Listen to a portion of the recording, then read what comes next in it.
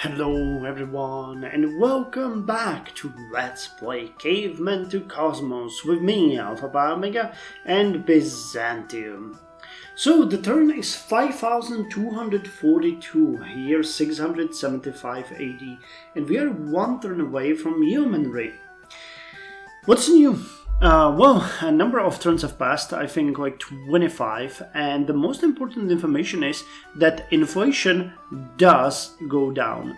Not as a whole, but the inflation from hurrying up production dropped from 14 to 13%, meaning that, you can rack it up pretty quickly, but then if you leave it alone for some time, it is going to drop. So that's a really important piece of information. I'm happy that we actually managed to test it our own way, because then we can calculate this in it. What I think I'm going to do with this information is basically we can hurry up production, but we're going to focus only on the small new cities. So if we found a new city, we are going to hurry production, say, of the traditions. I think they're ancient traditions. We can hurry up, for example, production of the mining camp, some educational buildings, but then we're going to leave it alone. So generally speaking, we're going to use it just for instances like these where we are trying to jumpstart a city, especially a city that cannot jumpstart itself. So that's the most important thing. Next thing that I would like to mention is that we are working still heavily on our education, and you can see that it's bearing fruit. Only 3 cities now are below 1,000, and that is Gallipolis, Chandrax, and Woodgulain. And Gallipolis and Chandrax are 2 of our smallest cities with population of 3. And Woodgulain, as you know, is the jewel of the northern desert, but it has a population of 11, and it grows really fast, so it's fighting me every step, and I have to drag it kicking and screaming up. However, you can see that we're currently working on the Grand Estate, and once that one is done, we are going to focus yet again on education and lowering crime and some other things. So the city itself is growing really nicely, I cannot really complain.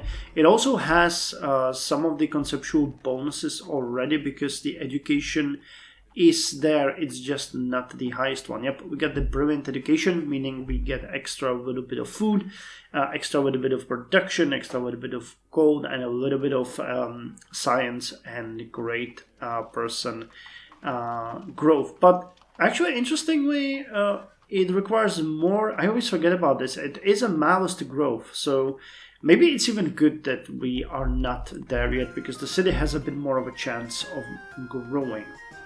I've also focused heavily on the southern areas. You can see that we've extended the farms as we were talking about. We've built some lumber mills here. So Gallipolis actually has a ton of places it can choose from, and it can grow pretty nicely and steadily. It is worth mentioning that also our military production is continuing. You can see that we now have a number of ballista elephants here waiting. And once we get the Yeomanry, I'm actually going to probably start a project at upgrading all of our composite bowmen to longbowmen and getting the bonus from the building we're gonna get. I think we checked it together last time, so you guys know what I'm talking about. If not, you will see it in a couple of minutes. What's worth mentioning though is that with the onset of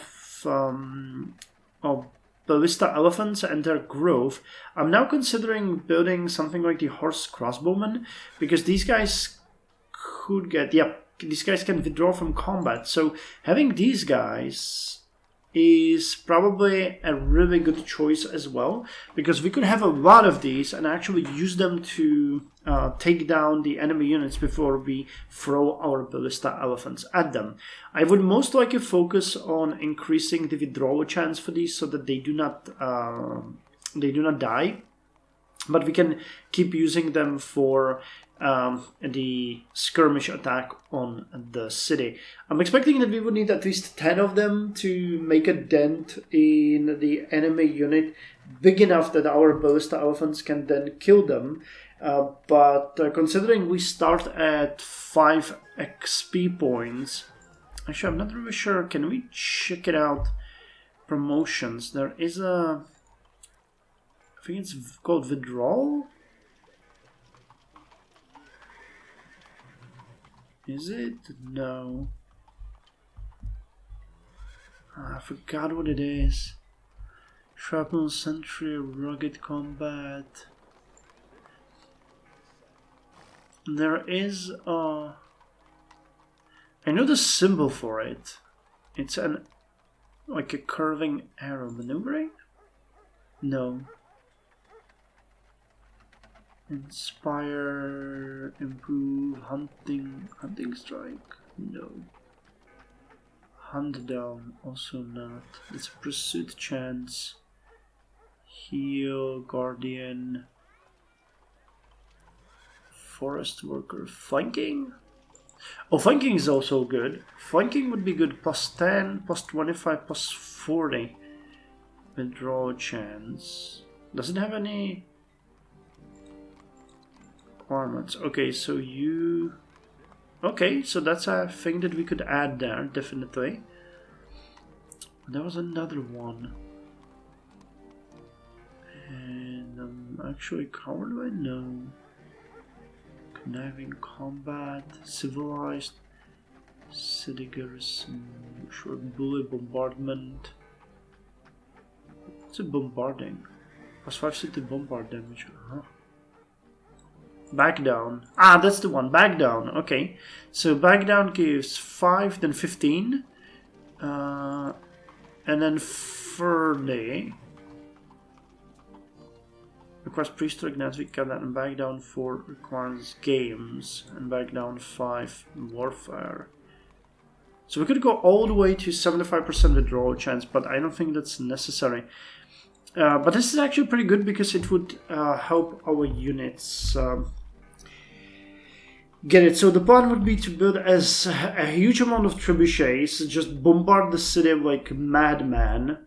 Then when we manage to hurt their unit, start harassing it with the archers.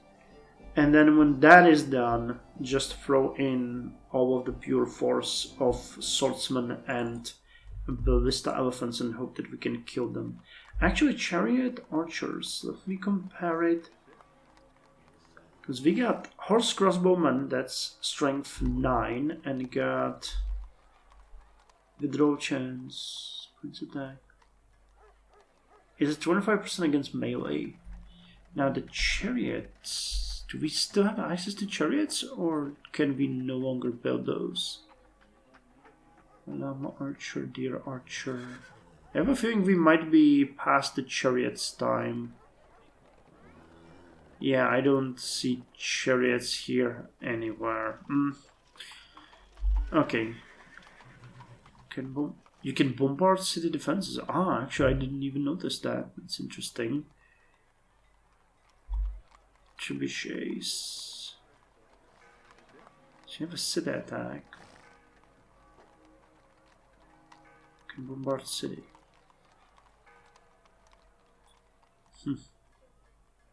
Okay, well then it's just a choice between the crossbowmen and something else, and I think the crossbowmen are... Yeah, you have an issue against cities. You actually have bonus with city defense, damn. And you rocket attack, badlands attack, jungle attack, and withdraw from... No, the horse crossbowmen are probably the best, and they upgrade to cuirassiers, so they'll be with us for a while. Light cavalry, issue against city. Okay, do a noted. And you do have movement of 2 right. Yeah, okay, so that's probably the unit that we're gonna pick. Anyway, but that's it. Let's end the turn here and go with Yeomanry. These weren't encouraged in the city, since the heft and throw of a longbow's arrow could send it through an innocent bystander 100 yards away instead of the innocent bystander at whom it was aimed. I will precious books.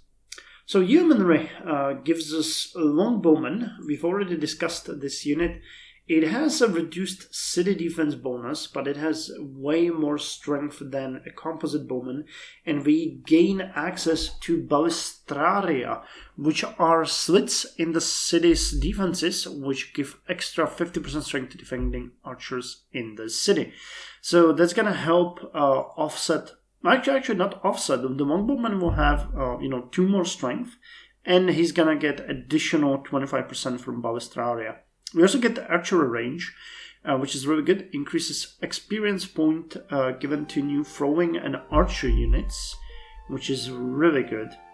Apart from that, we can get Vaush culture and Orang Asli culture. Oh, human archer here.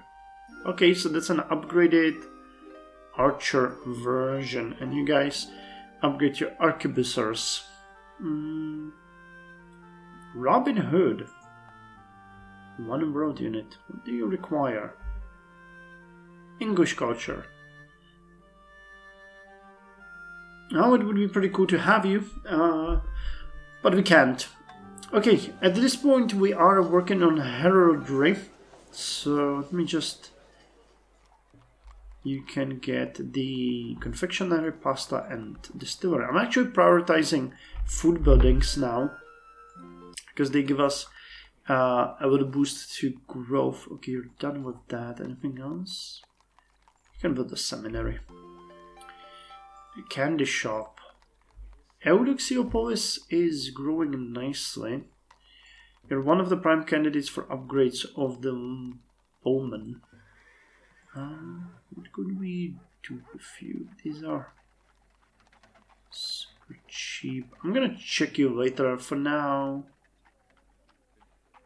Wow, these really are underwhelming. Tannin maker, huh? Carpenter. You can probably try the Grand Estate. I'll revisit it later. Okay, so on that note, I'm gonna end here and do the skip. In 25 turns, we are going to get the Heraldry, which gives us heavy cavalry, which is a really nice cavalry with still decent penalty to city attack, which sucks, but other than that, as we do have cavalry units, it is going to make us that much stronger. And actually has a pursuit chance. That could be good in the event that we want to do something. Turn 5268, year 696 AD, and we are 1 turn away from heraldry. So what's new? Well, a lot of things is new. Actually, a really big update. So I'm gonna start by the small things. First of all, inflation is at 12%, meaning we are now only paying 3,362 gold extra on our expenses, and you can already see that we're back in positive numbers. So this is really good. It takes some time to tick down, and I actually checked. It really ticks only by an entire percentage. It's not like a gradual decrease, so there's no middle steps between the percentages, which is a bit of a letdown, but hey, it is what it is. Second big thing, when it comes to domestic affairs, you will be happy to learn that Theodosiopolis is now above the threshold of 1,000. Gallipolis and Chandrax are getting very close to moving forward, and Ludgowain is also increasing its education. As far as crime goes, we are fine, and disease is also fine. So no big things over there. Now, the big update though is the fact that Carthage has declared war on us again. And I've decided that this is the last time. We do not have the luxury of ignoring them anymore. So when our armies are ready, we are going to march. We're going to bypass Carthage, and we're going to attack and destroy Kition, and we're going to attack and destroy Hippo, because these ones should be easier than Carthage. And after that, we are going to lay siege to Carthage and destroy it. We will gain a huge option here for expansion, which we are going to take advantage of, but it's going to take some time. This is not going to be It's not going to be quick, and the immediate boost is going to come from the fact that we will get a ton of population or captive civilians from these two, and later Karthadast as well, cities. So I'm going to spread them in our smallest one. Do we even have a lot of cities that could use it? 1, 2, 3, 4, 5. Okay, we have 5 cities. Eudoxiopolis can get 3. Cephalonia can also get 3, Ioannina 3, and Kallipolis and Chandax could get 5 each. Now, before this war actually started, I made a decision that we are going to expand, and I chose actually where we're going to expand, which is here. This tile will give us access to prickle pear and marble, and it's a fairly good spot in relation to the positions of other cities. Now, it is a horrifying spot when it comes to the tiles because it's mostly desert and badlands, so we're not gonna get almost anything from here. But it's strategically placed that we could build another city over here, getting access to sulfur, camel, and obsidian, and later here, which is a pretty good place where you can get resin, spices, horse, sulfur, lead ore, and copper ore. So I kind of liked that option, building the city over here, probably, I guess. Or above the horse, that might be... Or wait, if we build it here... Yeah, this is the best place, because you can then get access to peyote as well. Okay, so this is the good position. Now, not the great, I'm not gonna lie, but this would give us a sort of a salient into the desert, same as we did in the north, and I'm hoping that this is going to take some time to grow and is going to sort of envelop the Egyptian cities in case we need to have another war here. But again, this is gonna take precedence. So while we are going to build this city over here, we already have the Subtle Oracle, Druidic Missionary, and a Longbowman here. We are going to postpone this depending on the war with Carthage. However, there was one more problem connected with this. Now you can see here that Laodicea Advicum is now at population of 30, and Constantinople is well at work building us our armies. The issue here is, though, that once you set a unit construction, the city is using its food as part of the process to build the units. So that means Constantinople is stagnating. There's nothing happening with it right now. It's not growing. So that's an issue, right? Because we don't want our capital to stagnate. I searched far and wide, and none of our other cities are even close to the bonuses that we're getting from Constantinople. Right now, the Horse Crossbowmen actually have 6 promotions right off the bat. The Trebuchets get 4, which is, the best we can do is 2 and 2. So, it's an obvious choice. But I actually found out that there is this unit called a food train, and I started experimenting with it, and it's really, really good.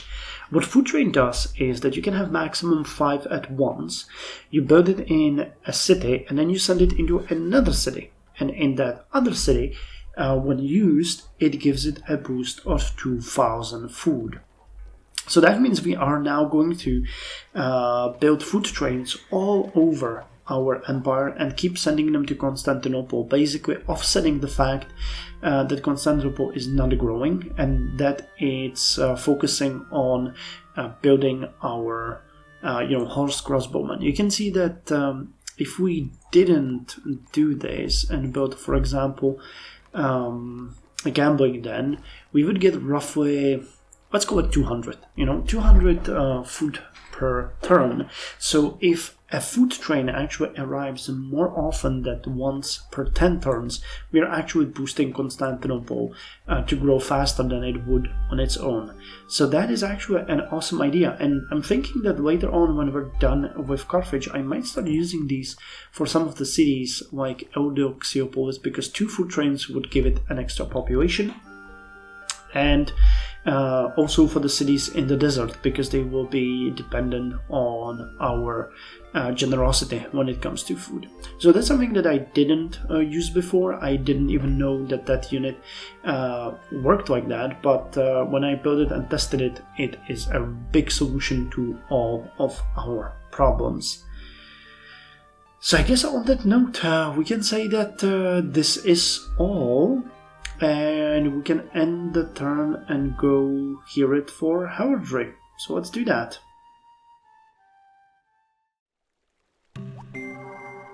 Heraldry is the fusion of fact and fancy, myth and manner, romance and reality. It is an exuberant union of family, art, and history. So Heraldry actually gives us, and I forgot about that, a huge boost to the Bardic Circle, giving it extra 4 gold and 4 culture production. It gives a 4 gold production bonus to Tapestry Maker's Workshop, and it gives a 4 culture boost to Brass Instrument Maker. So that's actually pretty good. That is actually pretty good. Even though it doesn't give us any buildings, and just a bunch of unit upgrades. Decent unit upgrades, though. I'm not gonna say no to this, though. No, it actually only gives us 1 unit. The rest is, the rest is just units for cultures. So we're gonna get heavy cavalry, which is a boost to, I think. Wait, is it a boost to light cavalry or heavy cavalry? So a mailed knight. Oh, that's actually pretty nice. Is that a boost to... Oh yeah, what do we need for this one? Chivalry. Okay. Interesting. But I think we had... Is it a classical? Wait.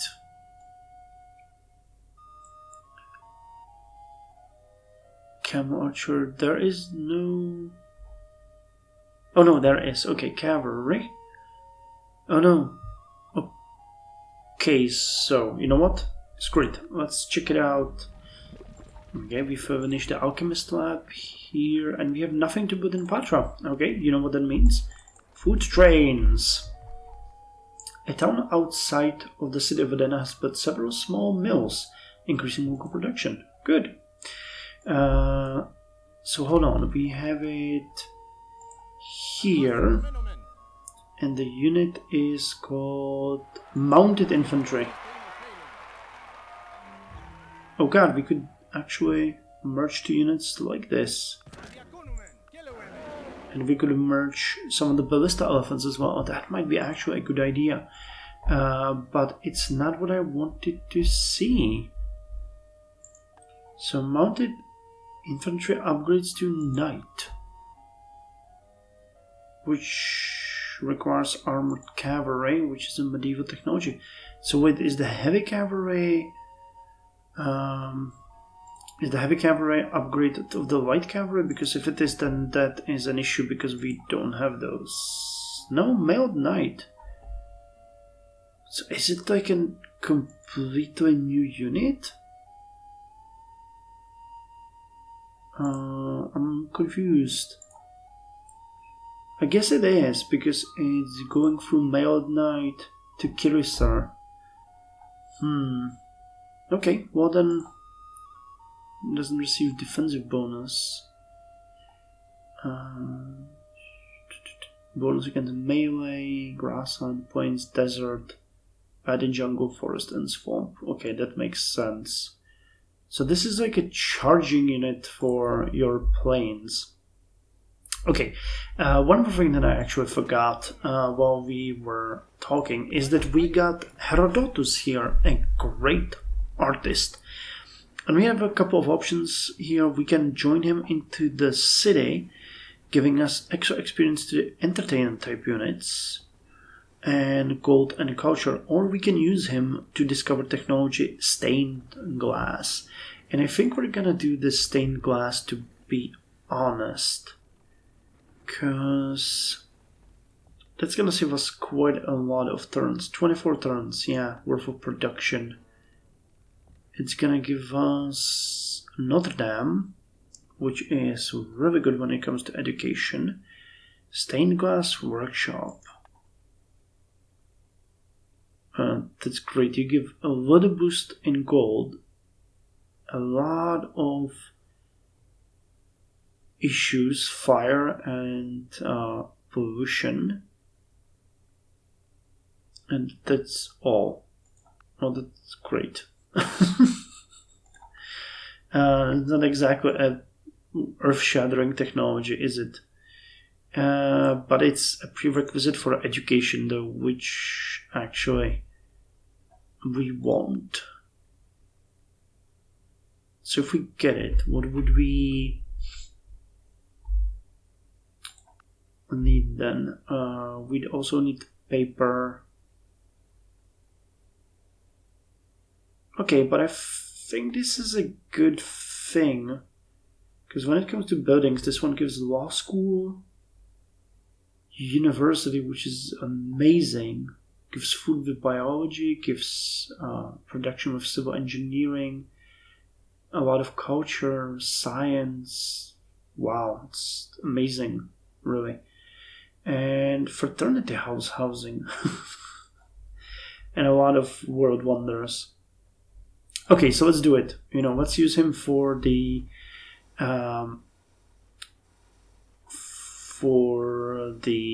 stained glass.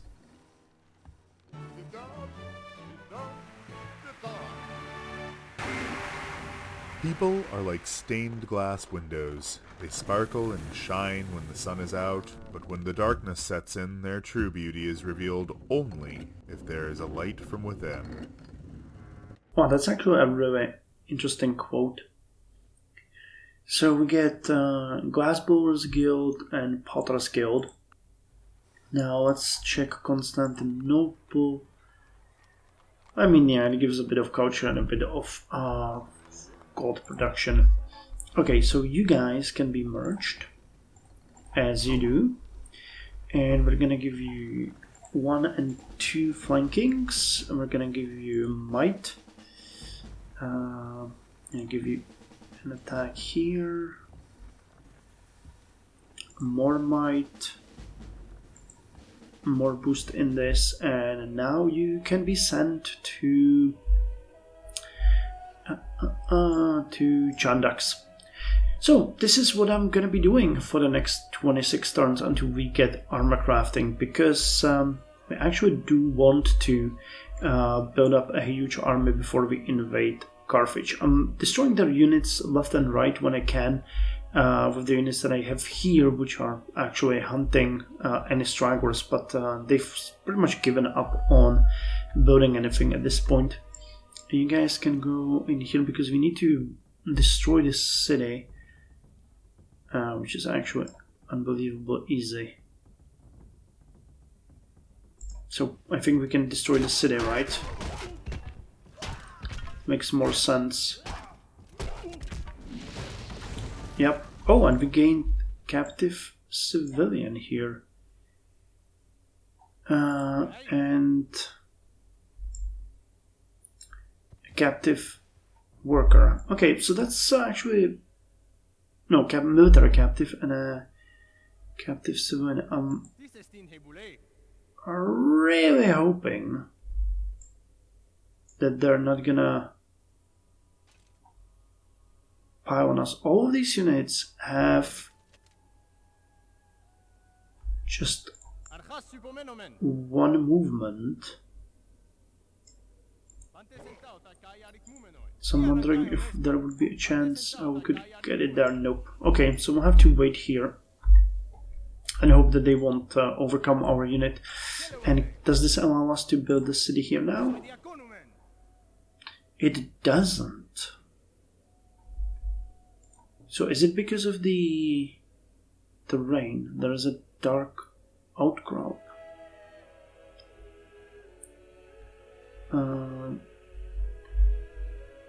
So I could move.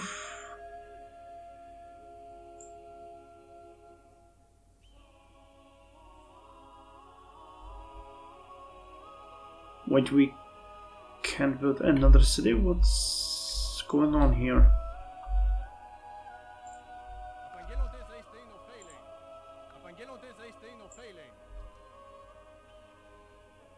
Ah, okay, no, we can build the city down there. Okay. But this would...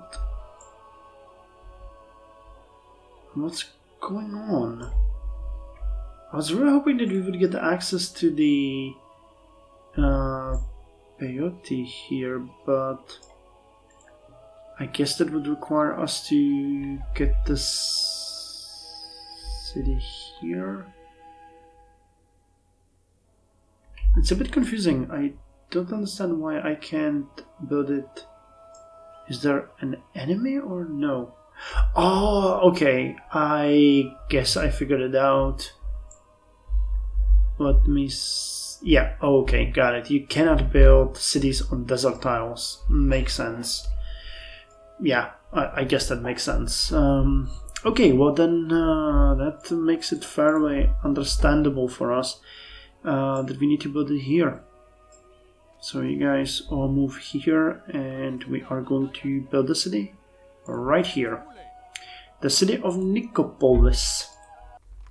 So what do you guys have access to? A really good tile and a really good tile over here. So start with the Fun Gatherer, Counting Sticks, Roper and the likes. And we could... Well, we can actually hurry up these two as a sort of a... How much would that be? 4,000 gold to get the Ancient Customs. Okay, so that is a fair deal. And you are going to build up range targeting, you are going to spread Druidism, you will spread Hellenism, and you guys are going to... Can you build... Nope. Okay, but here you could. So you can build the connection through here. Awesome. Okay, that's all for this update. In the next one, we are most likely going to be already on a march towards Carthage and destroying them. So I guess I'll see you there, because this is going to be fun. And I mean, we already do have a lot of units here, but if we could unite them, that would be, I guess, much more effective than for our attack. So it's something to keep in mind. Turn 5282, year 707 AD, and as you can see, we are nowhere near done with armor crafting. I'm actually doing a separate new update because the situation of the Byzantine Empire is not exactly great. I wouldn't call us in peril or anything, but we definitely have the floor shifting under us. So what happened? Well, you guys know that we were at war with Carthage. I brought my army to Chandax, where they were all uniting, from where we wanted to march around Karhadast on Hippo and Kition and then lay siege to Karhadast. But after I ended the update and started playing more, what happened is that Babylon declared war on us. So I said, fine, we're gonna just finish this situation once and for all. As Babylon really does not have many units that would be as strong as the defenses of Carthage. For example, where do I have some... Those are swordsmen. I want... You guys. No, not you guys. Yeah, I need assassins. Where do I have assassins? Oh, here. Right? Yeah, okay. So you can see that Sipar right now has the highest rated defensive unit, a warlord chief with a strength of 11. I unified some of our units here, so you can see that the Royal Elephants and the City Breakers have a strength of nearly 30.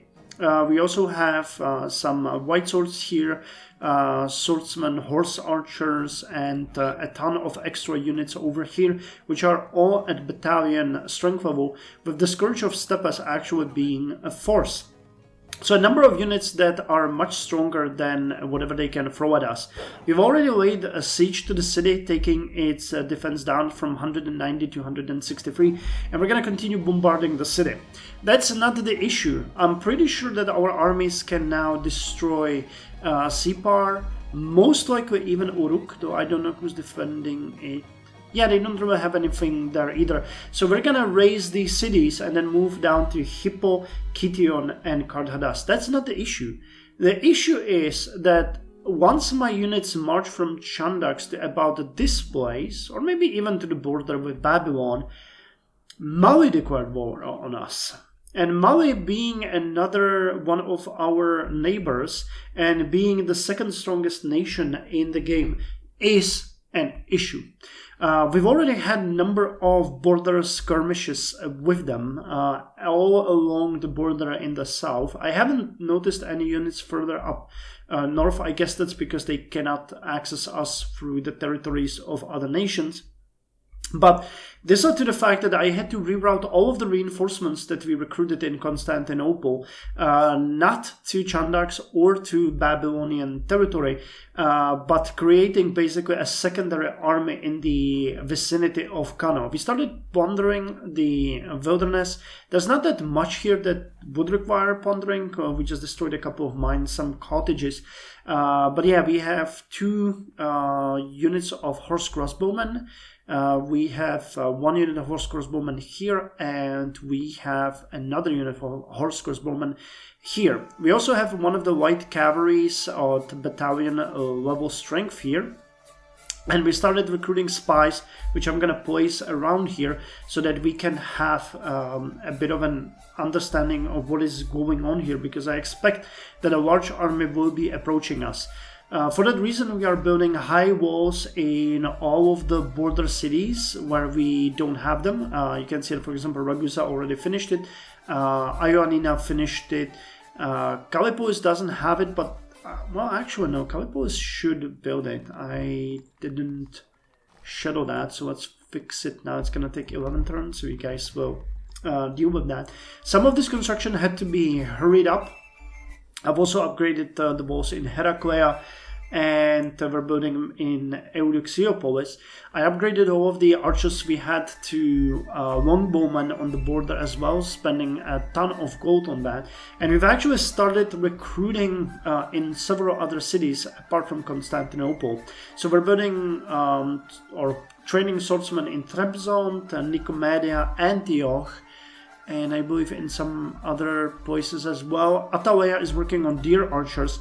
These are all cities that can train at least the unit with 3 promotions, so they have some sort of military prowess. And we're sending all of the recruited units down to Ioannina, which will be the place where the second army, which will be fighting Mali, will be created. My plan for the war with Mali is actually secondary. Right now I want to just hold off their forces, and if at all possible we might actually try to raise Kano and build a city there together with a city that could be located down here, and have like 2 border cities with an additional city maybe later on settled here. However, you know, this is we're basically planning our biggest expansion here. If we raise all of these cities on one side, we will free up this entire territory, meaning that what I need to do here is then go and cancel all of the what would you call them, open borders or rights of passages with pretty much everyone who is nearby, because I don't want anyone settling in this area. It's very rich and we are going to settle it all. However, the border with Mali will need to be established pretty soon, because if they declared war on us at this point, they can do it later on as well. So it's a question of priority. We do have settlers in training. We'll have 2 of them. I was planning to settle them in this area so that we would have some fast-growing cities settled, which is fine. And then we can maybe settle 2 cities here with 1 here later on. These 2 would be the most important. So let's go the first phase of the expansion. 4 cities, 2 at the south eastern border and 2 at the southwestern border. Now this is granted that we don't get overwhelmed, because I cannot stress this enough. Mali has almost 5 times strong army as we do. So we are undergoing the biggest recruitment drive, and we will for some time, because Constantinople is now down to trebuchets. But that is because of the the defenses here are not that good. We also have some. Where are they? Do we have them here somewhere? I can't see them, but we've sent a couple of healers to here. Oh, here they are. You can see that they're here. So that's going to hopefully help with the healing rate of our units so that the campaign can be slightly faster. I'm going to take all of these civilian captives and send them first to Edessa, and from there distribute them to the existing cities. And if situation permits it, later on we are going to use the last one, for example, from Karthadas, to boost the cities against Kano. Though we can raise Kano later on, I don't see any... Yeah, they don't have really any major strong units there, though the city itself is gonna be a bitch to break. But it's just a matter of long bombardment, which is what the trebuchets are going to be for. Now the trebuchets here will be raised with four promotions in the very beginning, and each one of these costs 642. So you can see we can train about one and a third per turn. So it's not going to take long, and then I'm going to start shadowing more units. I'm thinking we might do some of this light cavalry guys, but you guys are... Yeah, you don't receive defensive bonuses. So I might just boost the second army that's going to be facing Kano using the warlord captains, and we might want to get some of these ancient hand cannons, because these guys are really good against any kind of unit, especially the mounted ones. Or we might just go with the... Where are they? Horse archers? Oh, horse crossbowmen here, because they get 6 promotions. They don't receive defensive bonuses, but they're great in grasslands, plains, and everywhere. The swordsmen, in turn, are good in, defending various places, like forests and other places. So it's kind of a big deal. And ballista elephants are always going to be good. So I just wanted to update you on that, because by the time the armor crafting is done, I think we might have raised already Sipar. We might move towards Uruk, and the situation with Mali might be changing fast. But as you can see, there is a lot of units coming down here, ready to fight them in case they try to attack us. These units aren't at battalion strength, but they are super fast, movement of 3. They all have 40% strength bonus in fighting anything, and they have might too. So with a bit of luck, they might be able to hold off any kind of attack until more swordsmen come here. I'm considering raising more longbowmen as well, but all of these cities have at least 2, and with the walls and everything, they should be fine. Though we should make it a priority to build the... what are they called? The ballistraria, because they help the archers. But actually, I think I'm gonna do it right now so that we have them in the cities and I don't forget. Inflation is up again though, because I had no... Well, we're down to... We were up to 14, now we're back down to 13%, but I don't really have much of a choice in the matter here. We really need to have these defenses done as soon as possible, because in case the city gets under siege, every single moment that we will be able to defend the city longer is going to be good for us. And I cannot exactly pull my first army from Sipar, so even though it's way under the strength that I was thinking about, it is still, you know, it's on its own basically, and it's enough to raise the city. But once we do it, I'm gonna have to always probably take a bit of time to rest them before we march onward. So yeah, again, all that I wanted to tell you for now. We're still doing good, but the Mali thing could really wreck our day. Oh, and just another thing, Ethiopia also declared war on us. So yeah, but I'm not afraid of them. Oh, and one more thing actually. I spoke to Israel and I tried to get them to help us with Mansa Musa, but they are very friendly towards them, so I'm not even trying to do it because we would have to pay quite a lot for it, I guess. And they're the only ones that would actually join this war due to the strength that they have. But having them fight each other could be fun. It's something to think about. Turn 5298, year 720 BC, and we are one turn away from armor crafting.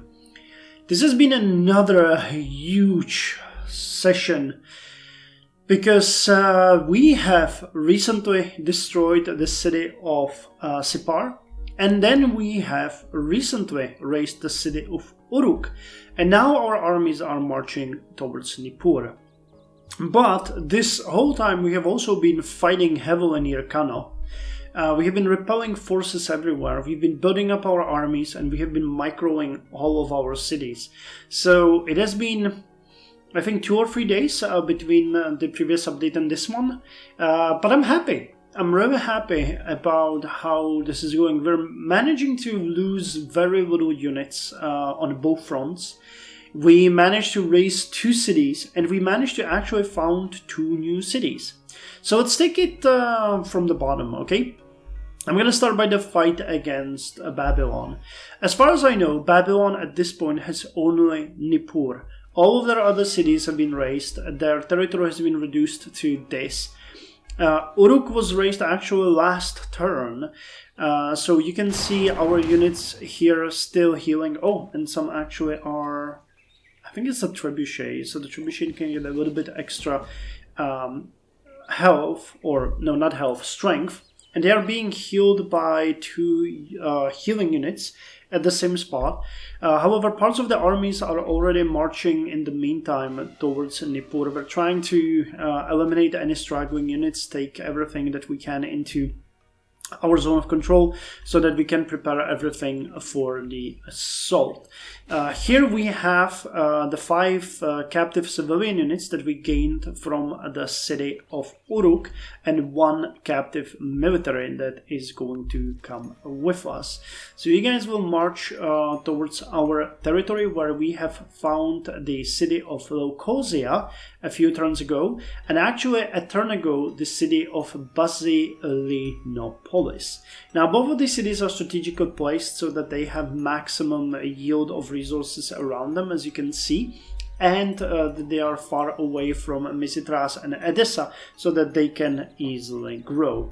Now we are continuing getting more settlers. I think we already have 1 extra somewhere. I don't see it on the map, but we're training 1 more, and these 2 will be settled, I think, along the coast. I mean, we could immediately settle 1 with Leucosia is here. Then here would be a good place. Is there anything in that spot? There is. There's actually some spices there. So it could be over here at this place. So we could found 1 more city here and then give it the rest, because we are already straining our budget unbelievably.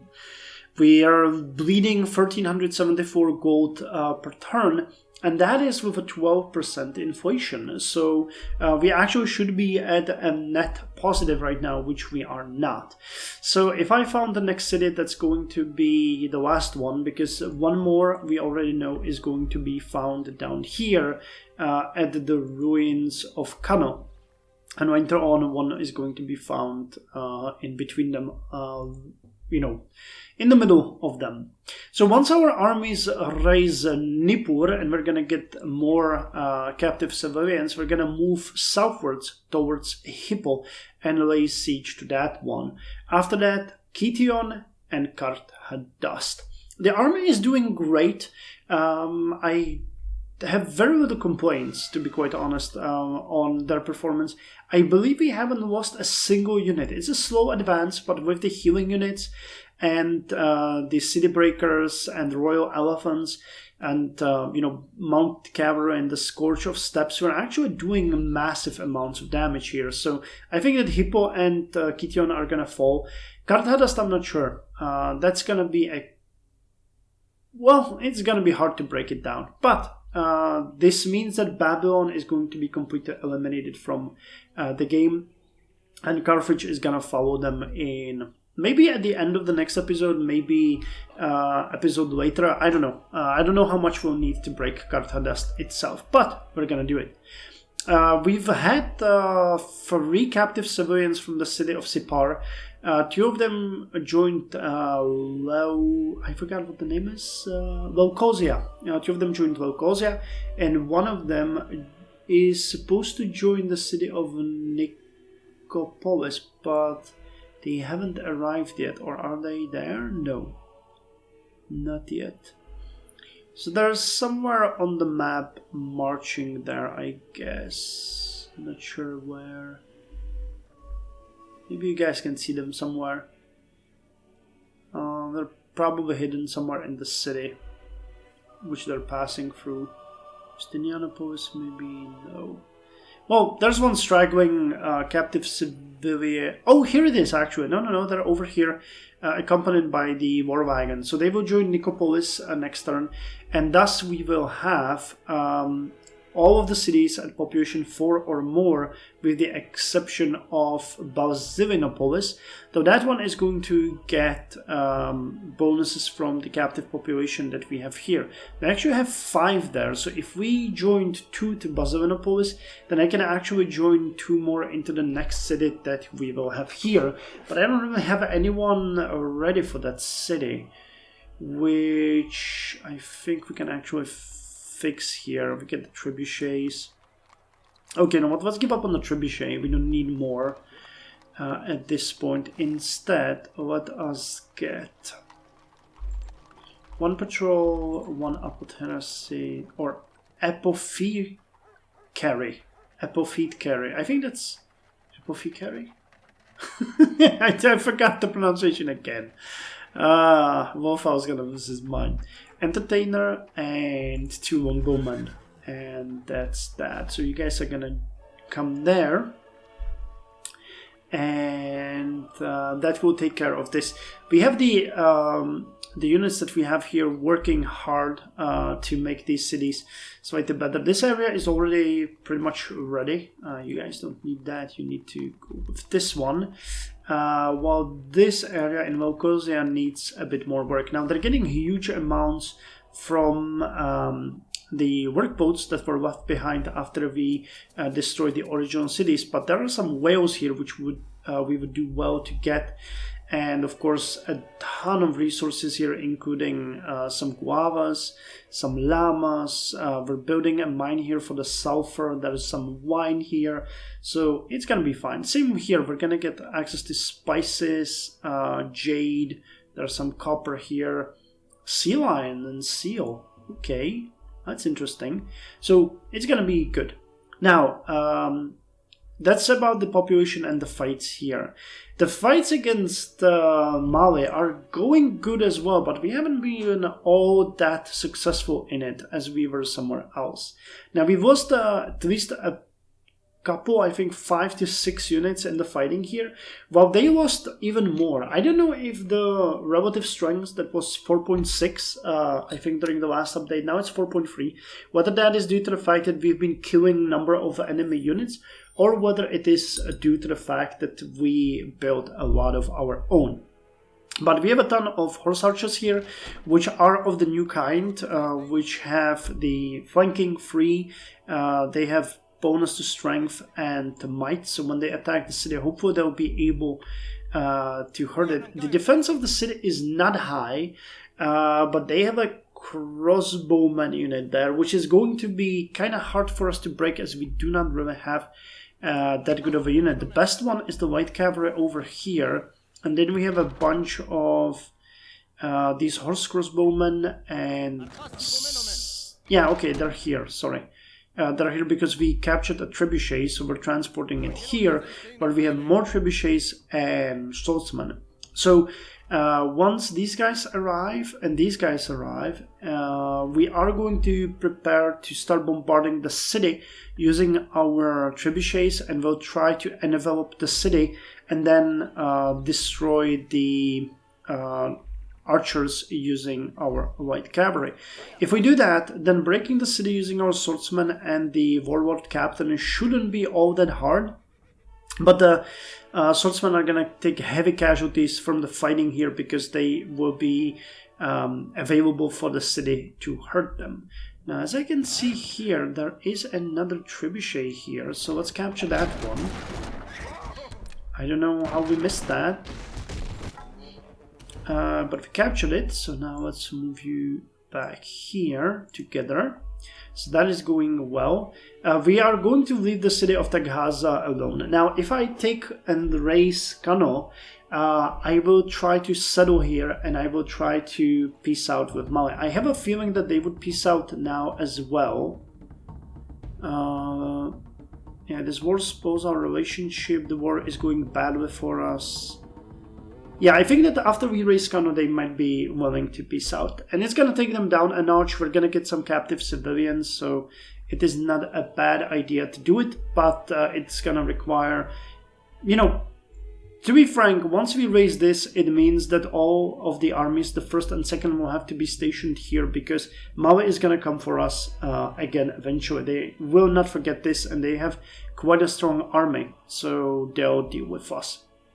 So that's as far as the war effort goes. Now, as far as our civilization goes, you can see that Constantinople is now at nearly 31. It would grow in 4 turns. Okay. So that might actually be a good idea to do that, because we're sending... we captured a lot of treasures here. You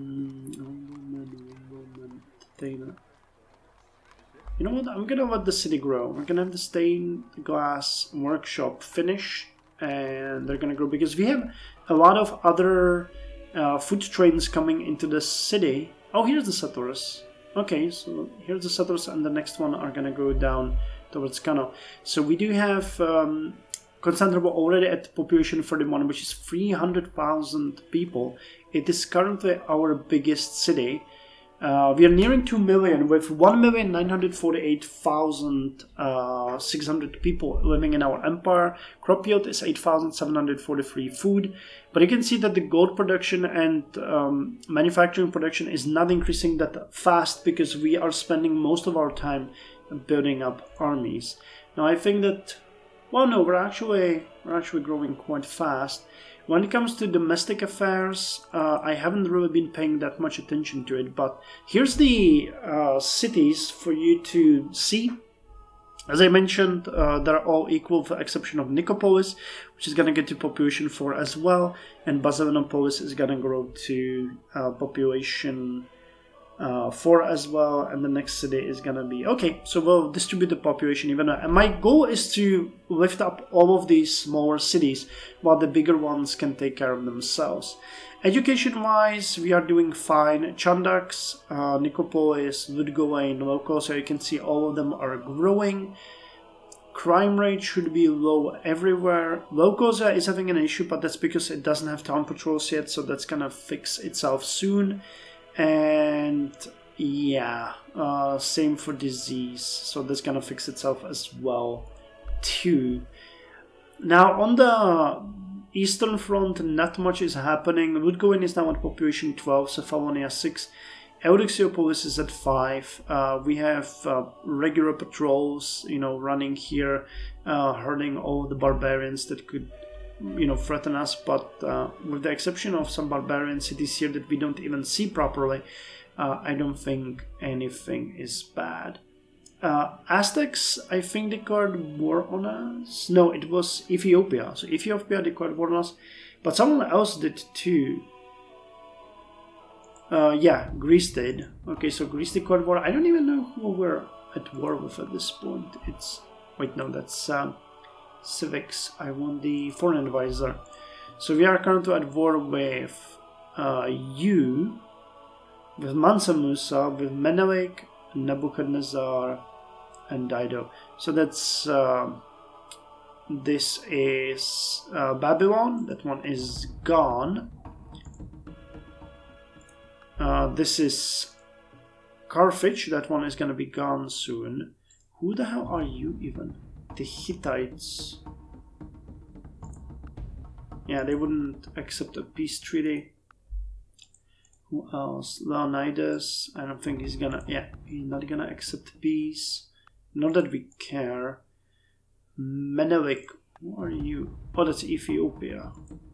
Okay, so Ethiopia would peace out. That's fine. At least one's off the table. And Mansa Musa we don't want to peace out with. So, yeah, quite a funny amount of people. So now let's hear it for armor crafting, after which we actually have another great person here, Esteban Terrades, who is a great engineer. So he's gonna give us, I think, a Rudder. So I'll take that and consider that an end of the episode. So wait, what's going on here? Is that something else supposed to be done? No. So let's end it and hear it for armor crafting. Kunham Bebe wants a dog worker. And Saul armed David with his armor, and he put a helmet of brass upon his head. Also he armed him with a coat of mail. So armor crafting is giving us access to a ton of units. Heavy axemen, heavy swordsmen, heavy pikemen. And that's actually kind of interesting because we might want to upgrade our units to this now that we have the ability. A Byzantine spy. Do we see him? I don't think so. So wait, can we upgrade you guys? We can. Okay, so let's upgrade you to heavy swordsman. You guys can be merged. Amazing. So we have another deer archer unit, which is gonna serve as a border patrol. So you guys go. Wait, did I automate your city defense? I did not want to do that. Yeah, I wanted you to automate as border patrol. I've added two, I think, to our army already, so it is good to note that that's happening. Okay, so how are you guys doing? Strength 14, that is really good. So we'll need to move you guys in here and upgrade all of you, which is gonna be very expensive, but also very much worth it. You are upgrading the area around Nicopolis, which is good. Build me a road here. And you guys, are you already healed or not? That is the question I have for you. I don't think you are. But we'll see. Here's more of the units that we need. This is gonna be hard. Who is defending Nippur? I think we've seen a bunch of units there. You guys can also... And you are the ones that are healing? Oh yeah, okay. So you will heal for 2 more turns and then we can move you towards the attack on Nippur. You guys can actually go to our territory. If you don't make it, it's fine. I don't really mind. You guys will stay here. Oh. You actually need to heal. Okay, so we'll separate you and add the heroes to you. You guys are gonna stay. And you guys also need to get back into our territory.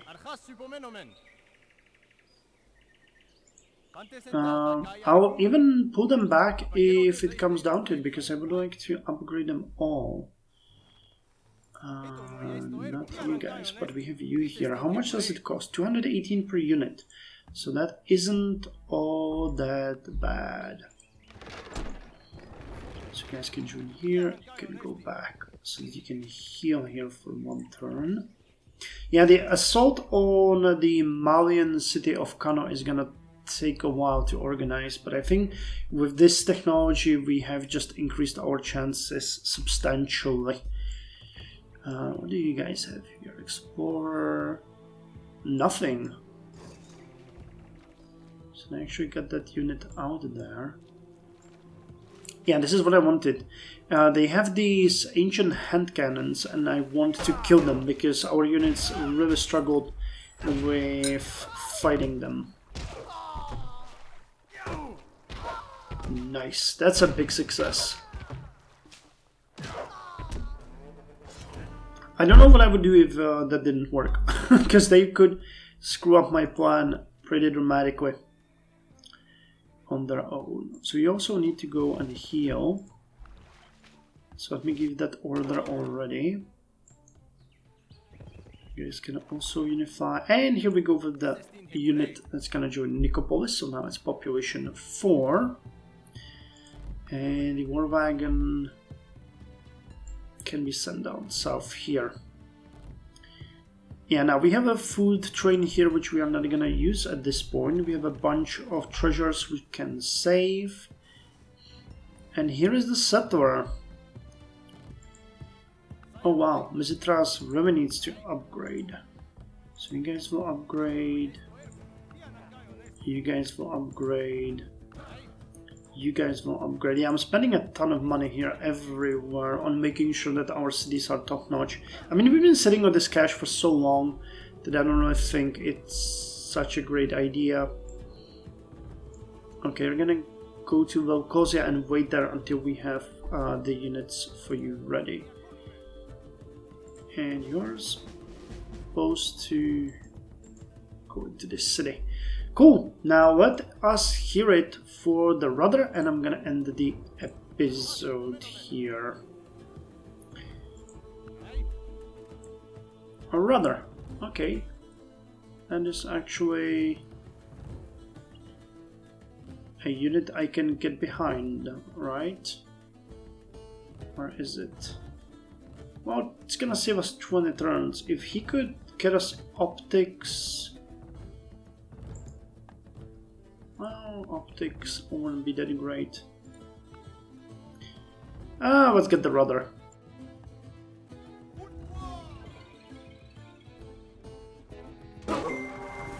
A man without a goal is like a ship without a rudder. Okay, so Rudder gives us access to Cog, Galeas, Workboat Middle Ages, Gondau, and Knar. It also gives us a Fishmonger Guild, Caravan Sea Movement Upgrade, and a Culture Fijian. Cool. So this is just a transition technology that's gonna help us get other things done. Okay, so this is the size of our empire. When you look at the world, we are really big, really dominant. I hope this episode made you happy. It has been super long. I'm pretty sure it's an hour and a half or something like that.